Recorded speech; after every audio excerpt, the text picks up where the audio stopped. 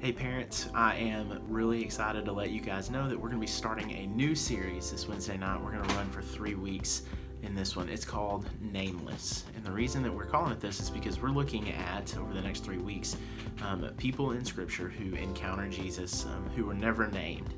Their stories are told, but we never really learn their names. And so the kind of main point behind wanting to do this series is to show that it's not what we do and who we are that makes our story important and impactful and purposeful.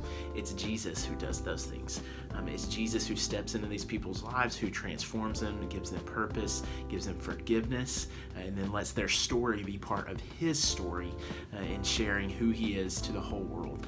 So this Wednesday night, we're going to start off in Mark chapter 5, where Jesus encounters a man who's possessed, comes in, casts the demons out of that guy, and then we're going to really focus in on the end of that because this guy who is healed asks Jesus to actually go with him. He wants to essentially become the 13th disciple, and Jesus tells him, no, you go home to your friends and family and you tell them what God has done for you. And essentially he sends this guy out, but he sends them home. And so this week we're going to be challenging your students, man, what does that look like for your story to be so wrapped up in God's that you are living where you are in your family, with your friends, on your teams, in your classes, at your job, whatever it is, where you are living in a way that is reflecting his glory and what he's done in your life. And so one of the big ways that we're encouraging them to do this, and one of the big challenges that I'm going to give them this Wednesday night, is to talk about who are they bringing to One Night, which is next Wednesday on September 4th. I'm really excited about doing that. We're going to be gathering together. We're going to play Extreme Bingo together, which we did this last year. It's going to be a whole bunch of fun. There's going to be a lot of good prizes to win. I know they're going to have a blast. But the main purpose of those nights is that we can want to lean into the fact that, all it takes is an encounter with Jesus for a life to be transformed. And so we're going to be sharing the gospel that night too.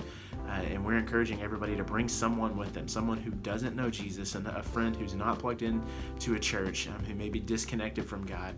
And we're praying that God's going to do big things and transform lives that night and start conversations that may lead to transformation down the road. And so for you at home, the question that you can ask your students as you continue the conversation is this: who are you bringing?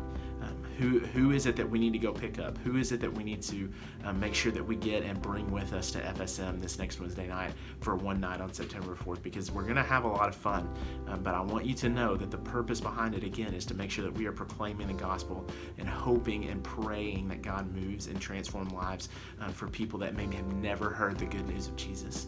So that's our heart behind it. I'm really pumped for this Wednesday to get into this story and to challenge our students in that, but also looking forward to next week for Wednesday night on One Night. So praying for you, praying for your students this week, and really looking forward to seeing them tomorrow night, 5:30 to 7 in the Worship Center.